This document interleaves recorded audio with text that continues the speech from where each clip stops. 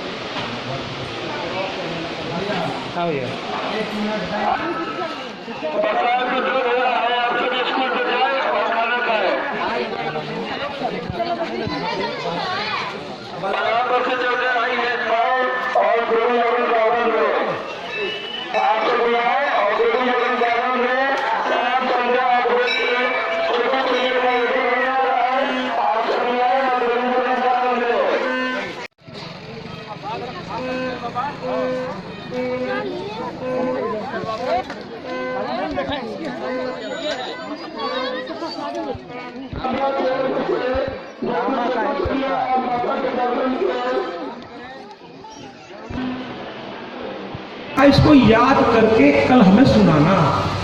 तो कहे महाराज मेरे प्रश्न का जवाब दीजिए। कहे कल दूंगा, आज ये पहले काम करके आओ। वो लड़का दिन भर रट्टा मारता रहा और जल्दी से गुरु के पास जाने के लिए बेताब था, क्योंकि उसे अपने इस प्रश्न का जवाब चाहिए था कि भगवान जब खाते ही नहीं तो प्रसाद क्यों चढ़ाया गया। फिर तो ये आडंबर है, ये जो फल रखा है अगर माँ देवी तक पहुंचा ही नहीं तो फिर तो आडंबर है, फिर तो ये सजावट हो गई। तो कुल मिलाकर के दूसरे दिन सुबह सुबह स्नान करके सारा अपना काम करके गुरु के सामने पहुंच गया, क्योंकि उसे उस प्रश्न का जवाब चाहिए था। गुरु ने कहा श्लोक याद कर लिए? क्या हाँ महाराज। क्या सुनाओ? उसने सुना दिया। कहना ना श्लोक तुम नहीं याद कर पाए। तो कह रहे महाराज एक एक अक्षर मिला लीजिए, अनुस्वार मिला लीजिए, विसर्ग मिला लीजिए, हाँ अर्थ सब कुछ मिला लीजिए। तो गुरु ने कहा अच्छा तुमने इसको पूरा ग्रहण कर लिया इस मंत्र को अपने अंदर? कहे हाँ। कहे भैया लेकिन इस श्लोक में से कुछ कम नहीं हुआ, श्लोक तो ज्यों का त्यों है और तुम कहते हो कि तुमने इसे ग्रहण कर लिया। अब शिष्य को अपना जवाब मिलता नजर आया और फिर शिष्य ने कहा हाथ जोड़ के कि गुरुदेव मैंने नाम समझी में एक प्रश्न तो कर दिया है, लगभग जवाब मुझे मिल गया है, फिर भी स्पष्ट कर दीजिए आप कहना क्या चाहते हैं। कि जिस प्रकार ये मंत्र बिना गम हुए तुम्हें प्राप्त हो गया, उसी तरह प्रसाद बिना गम हुए भगवान को प्राप्त हो जाता है। आपने भाव से चढ़ाया, उन्होंने भाव से स्वीकार कर लिया। उनकी क्षमता इतनी ज्यादा है कि उनको इसको ग्रहण करने की आवश्यकता नहीं है, वो ग्रहण कर लिए भैया। मंत्रों के द्वारा जैसे ही बताया गया वो उसको स्वीकार करने लगते हैं। तो भैया मेरे प्रसाद खूब चढ़ाइए, भाव से चढ़ाइए, और 2 मिनट इससे भी मैं समय दूंगा क्योंकि कुछ सिखाना, कुछ समझाना, उस उद्देश्य से भी मैं चला हूँ कि हर चीज को, जैसे प्रसाद हम लोग क्या करते हैं, देखिए मंदिर में जब हम लोग जाते हैं तो वहाँ लाइन लंबी होती है, तो आप पुजारी जी को प्रसाद देते हैं, फूल माला देते हैं। और इसमें लगे हाथ एक बात और कहूँगा कि हमने अपने प्रयागराज की मैं बात करूँ, बड़ी बड़ी गाड़ियों से बड़े बड़े सेठ उतरते हैं, मंदिर जाते हैं, कम से कम 500 रुपये का माला फूल, कम से कम 1000 रुपये की मिठाई, और जो उस गाड़ी में है उसमें पेट्रोल भी बहुत लगता होगा, लेकिन पूरी थाल सजाते हैं बड़ी भक्ति के साथ, लेकिन उसमें पंडित जी के लिए 10 रुपये भी रख नहीं रखते। वो पुजारी के पास जाते हैं, उसे दे देते हैं। मैं बात पैसों की नहीं कर रहा हूँ, मैं पैसा तो भी मैं आपको बता चुका हूँ, लेकिन शास्त्र का नियम कुछ कहता है वो मैं आप तक पहुँचाना चाहता हूँ। एक दक्षिणा देवी की कहानी आई, अब इसका दुरुपयोग कोई करता, मैंने कहा ना हर जगह अच्छे बुरे होते, दक्षिणा तो इतने से भी हो सकता है और इतने से भी वो आपके सामर्थ्य। दक्षिणा का मंत्र में एक शब्द मेरी ओर से मैं कहता हूँ जोड़ देना चाहिए, यथाशक्ति यथा भक्ति। उसमें कोई राशि निर्धारित नहीं करनी चाहिए, दक्षिणा के एक नियम है, यथाशक्ति यथा भक्ति। और सामने वाले को भी ध्यान रखना चाहिए महाराज, ताली दोनों हाथ से बजती है। अगर ब्राह्मण देव ने ये कह दिया सारा कर्म कांड कराने के बाद यथाशक्ति यथाभक्ति जितनी आपकी इच्छा हो, तो आपको भी ध्यान रखना चाहिए उस ब्राह्मण की कोई और जीविका नहीं है इसके सिवा। अगर आप उसके परिवार के पालन पोषण के लिए या उस मंदिर की व्यवस्था के लिए अगर हम सब मिल के सहयोग नहीं करेंगे महाराज, तो अकेला व्यक्ति कहते अकेला चला भाड़ नहीं तोड़ सकता। तो कभी कभी व्यवस्थाएं करने के लिए आप खुद जाकर के वहाँ के व्यवस्थापक से मिलिए और कहिए महाराज कोई सेवा, तो वो अपने लिए नहीं कर रहा है, उस मंदिर की व्यवस्था के लिए, वहाँ पर चीजों को और बढ़ाने के लिए बिल्कुल मदद करें। तो कहने का तात्पर्य ये है कि यहाँ पर भी हरिश्चंद्र जी ने बहुत सारी दान दक्षिणा दी, ब्राह्मण संतुष्ट होकर तिल अक्षत सबसे उनको आशीर्वाद दिया, पुष्पों की वर्षा हुई, सभा समाप्त हो गई।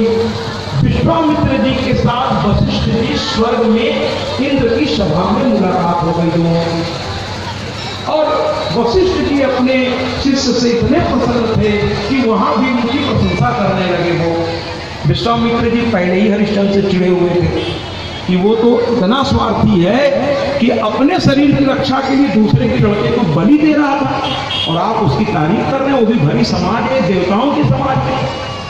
थोड़ी सी दक्षिणा क्या दे दी, आप तो ऐसी बात बोल रहे हैं महाराज। दोनों में वाक युद्ध हो गया, दोनों नाराज हो गए और उस सभा को छोड़कर दोनों अलग अलग दिशा में चले।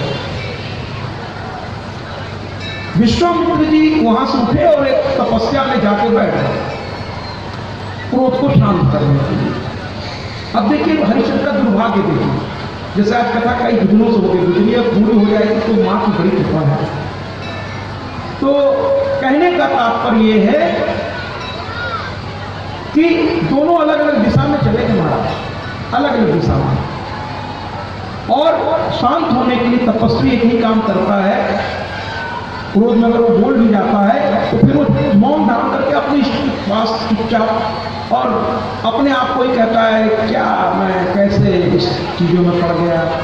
क्योंकि क्रोध अच्छी चीज नहीं है, इंसान के 6 शत्रु हैं जिस पर अभी हम एक एक करके, जैसे लोभ है, क्रोध है, प्रमाद है, माश्चर्य है, मोह है, अहंकार है, ये 6 हैं। इन शत्रुओं का अधीन होते ही आप विवेक हो बैठते हैं महाराज। लेकिन परिस्थितियां कभी कभी मजबूर कर देती हैं, तो फिर संत क्या करता है, तपस्या करके अपने आप को भी शांत करता है और उस प्रकृति को भी शांत करके समाप्त कर देता है। या फिर वो हरि भजन में लग जाता है, पूजा पाठ में लग जाता है, भौतिक बात तक नहीं जाता, भौतिक बात में जाकर गुस्सा उसका बढ़ता ही चला जाए।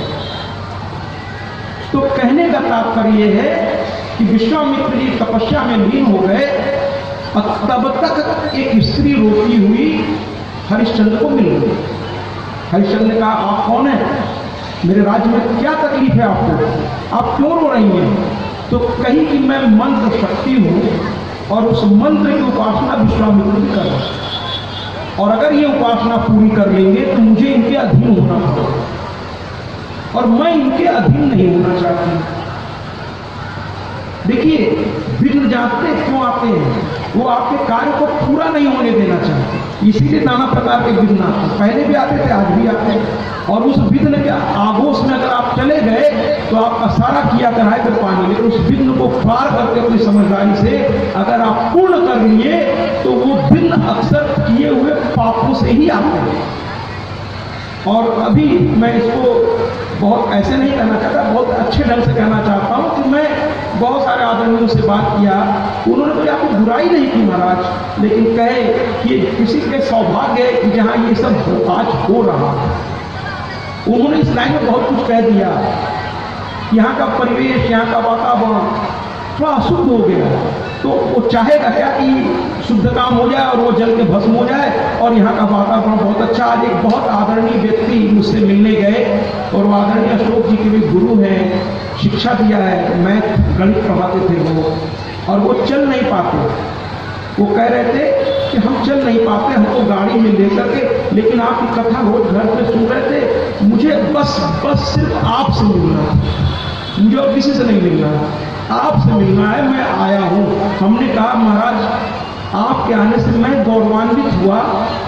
तो कहते हैं एक तरफ अशोक जी थे और एक तरफ विजय जी थे, दोनों का कंधा पकड़े और कहते क्या है कि मैं इस गांव के प्रतिनिधि के रूप में कहना चाहता हूँ दोनों से कि अगर इन कथा की बातों को, उन्होंने तो मेरे लिए बहुत सारे तो मैं उसको हटा के, क्योंकि वो अच्छा नहीं लगता, वो तो बहुत भाव में थे, बड़ा प्रशंसक, तो उन्होंने कहा कि इस कथा के शब्दावली का अगर हमारे गांव के लोग आचरण करने लगे, आपकी कथा की बातों को अगर आधा नहीं चौथाई भी उतार लें, तो हमारे गांव में सब तो ऐसे नहीं, बहुत अच्छे अच्छे लोग भी हैं, लेकिन जो कुछ लोग कुबुद्धि के शिकार हो गए हैं उनको भी सद्बुद्धि आ जाएगी महाराज।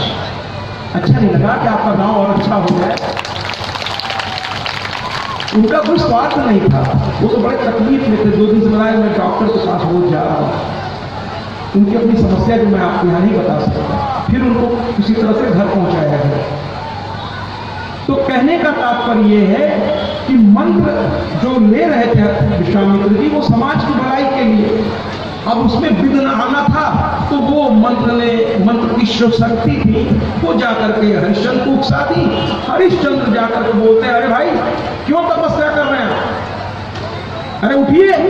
देखिए उस जमाने में भी ऐसी परिस्थितियां आती हैं, एक तपस्वी तपस्या कर रहा, किसी से कुछ नहीं मांग रहा, फिर भी वो हरिश्चंद्र पहुंच करते हैं, आप क्यों तपस्या कर रहे हैं?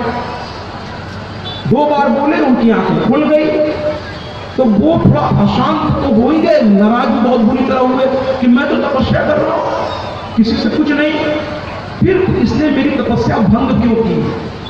और वो क्रोध में आ गए, और उस समय उन्होंने चूंकि क्रोध में आने से वो ध्यान नहीं कर पाए कि मंत्र शक्ति ने इसको उकसाया है ये सब करने के लिए। वो क्रोध में आए और अपना दंड और कमंडल उठाए और उस स्थान से उठ गए महाराज। और जब कोई चीज अपूर्ण हो के वहां से उठती है तो उसी दिन निर्धारित हो जाता है कि कुछ महान कष्टदायी परिस्थितियां अब आने वाली हैं। वो उठ गए, और जिस व्यक्ति के चलते वो उठे, अब उसका तो उसी समय तय हो गया कि उसने ये अनर्थ कर दिया, एक तपस्वी को बीच तपस्या से उठा दिया, अब उसका रक्षा तो स्वयं भगवान भी करने नहीं आना चाहिए। फिर भी हरिश्चंद्र और उसके परिवार का चरित्र देखे समाज, उन्होंने कहा मेरी और दक्षिणा मुझे दो। तो उसने कहा कि महाराज अब मेरा शरीर बाकी है, अब और कुछ नहीं मेरे पास, लेकिन आप धन्य हैं। देखिए अब उसका जवाब सुनिए, यही तो परीक्षा में विश्वामित्र आप लोगों को दिखाना चाहते हैं। हरिश्चंद्र का जवाब क्या था कि मैं धन्य हुआ कि आपके लिए, लेकिन वो उस पैसे को लेकर चल नहीं गए, ये भी ध्यान रखिए। परीक्षा समाप्त, सब कुछ वापस किया उन्होंने।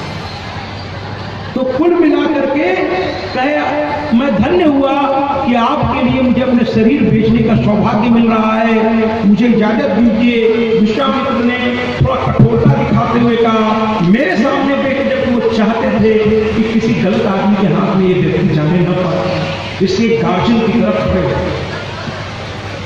क्या मेरे सामने अपने को बेचो।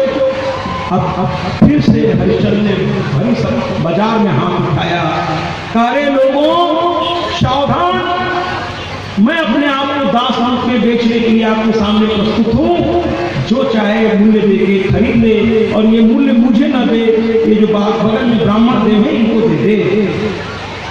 तब तक धर्म यानी धर्मराज जो मौत के देवता है, मृत्यु के देवता यमराज, वो स्वयं चांडाल का वेश धारण करके आ गए, बल्कि यूं कहने कि डोम का वेश धारण किया, जो श्मशान में लाश जलाने का काम करते हैं। उस वेश में बड़े विकराल लग रहे थे, बड़े मोटे से काले से, हाथ में मुठ लिए हुए थे और बड़ी बड़ी मोटी मोटी माला पहने हुए थे, और माला भी कैसी थी, खोपड़ियों की माला, खोपड़ियों की देख के ही डर लग रहा, विकराल रूप ले लिया उन्होंने, और कहने लगे मैंने सुना यहाँ कोई दास बिक रहा है क्या। और विश्वामित्र हल्के से देखा, विश्वामित्र ने देखा, दोनों एक दूसरे की नजर में मुस्कुरा दिए कि इसको मैं सुरक्षित लेके जाऊंगा, परीक्षा जरूर चल रही है, जब आप में तकलीफ आवे ना तो आप एक चीज हमेशा मेरी याद रखिएगा, हमेशा मेरी याद रखिएगा कि तकलीफ जो दुख है आपको बीटर नहीं बनाती बल्कि बेटर बनाती है। अर्थात मैं कहना चाहता हूं कि दुख से घबराकर अपने व्यक्तित्व का सर्वनाश न कर बैठिए, दुख आपको कुछ सिखाकर और मजबूत करके जाएगी, बस उसको सही तरीके से उसका समाधान हो। 11 बज रहा है,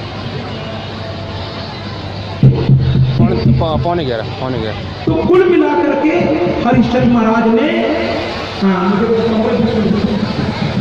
तो कुल मिलाकर के हरिश्चंद्र महाराज जी ने कहा कि ठीक है, मुझे करना क्या होगा, कहें आपको श्मशान घाट में कफन आधा लेना होगा टैक्स के रूप में और मुझे देना होगा।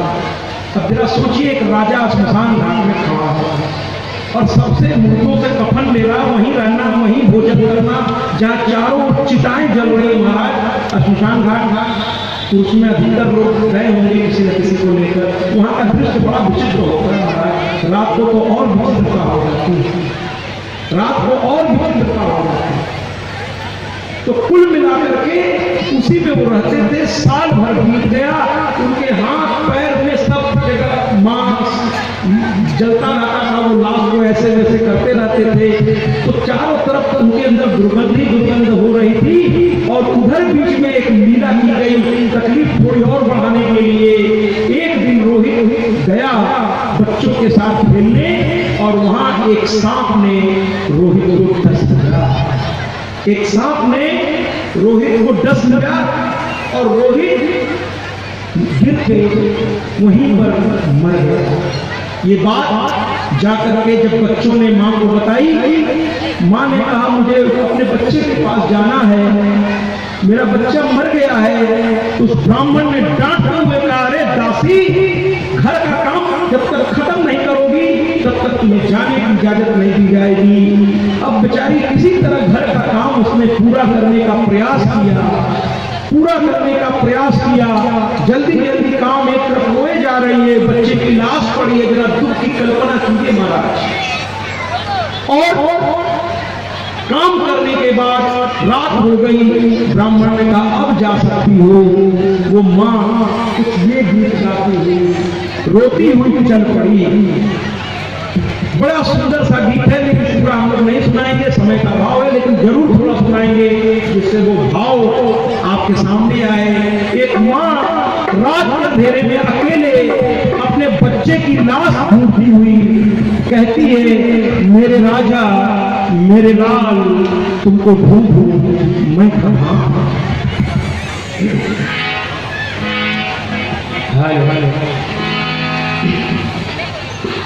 जरा तालियों के साथ माँ के सुख में शामिल होते हैं। एक माँ बड़ी दुखी है, रात के समय अपने बच्चे की लाश ढूंढ रही है।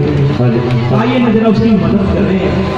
मेरे राजा, मेरे लाल,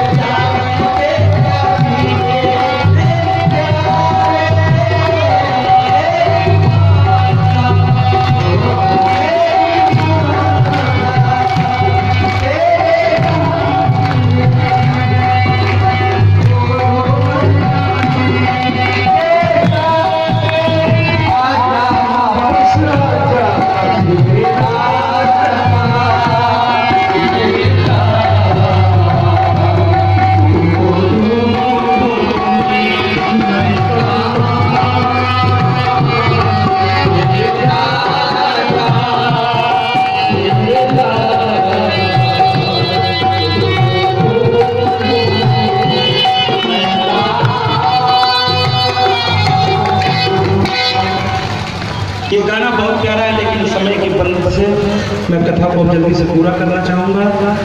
तो कुल मिलाकर के महाराज लाश मिली, माँ रोते हुए उस लाश को अपने हाथों में उठाई, श्मशान घाट पहुंची और वहां रो रही है। उसके पास कफन का टुकड़े के लिए पैसे नहीं है। तभी हरिश्चंद्र की निगाह पड़ी, वो कहे सावधान, जब तक कर नहीं दे दोगी, ये यहाँ पे नियम है। मणिकर्णिका घाट आज भी बनारस में है, जहाँ ये घटना घटी, जहाँ ये घटना घटी आज भी है। जाइए, वहाँ का नियम है 24 घंटे वहाँ लाश की अग्नि बुझती नहीं है। वहाँ इतनी लाशें जलाई जाती है कि एक बुझी नहीं, सिर्फ भी जल जाती है। तो कहने का तात्पर्य ये है कि कुल मिलाकर के महाराज लाश को जलाने के लिए हरिश्चंद्र नजदीक आए और जैसे ही देखा ये तो मेरा पुत्र है, सह नहीं पाए, अपनी पत्नी को गले से लगा के फूट फूट के रोने लगे।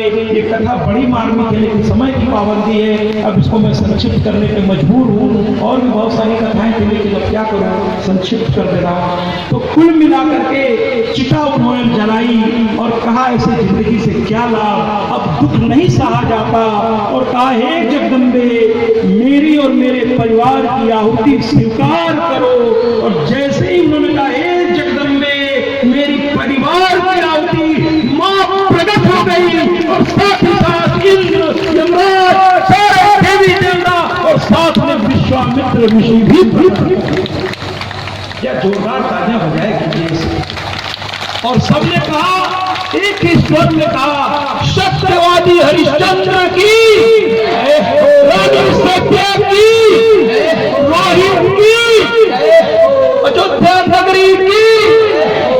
और जयकारा शेरावाली का बोल साचे दरबार की।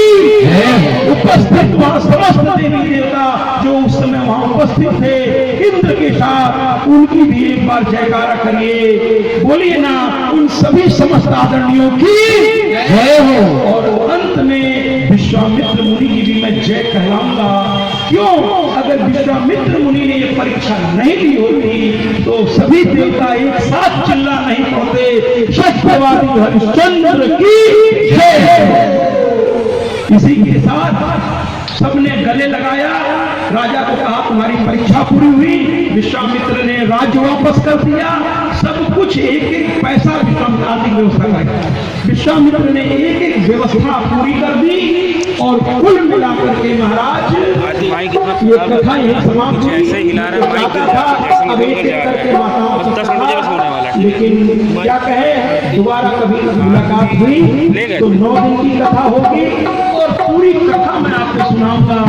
आज के लिए आप जानते हैं परिस्थितियां ऐसी है, मैं सबकी ओर से मैं हाथ जोड़ के आपसे क्षमा चाहता हूँ कि कथा बहुत प्यारी प्यारी थी, लेकिन समय अभाव के चलते नहीं हो सकती।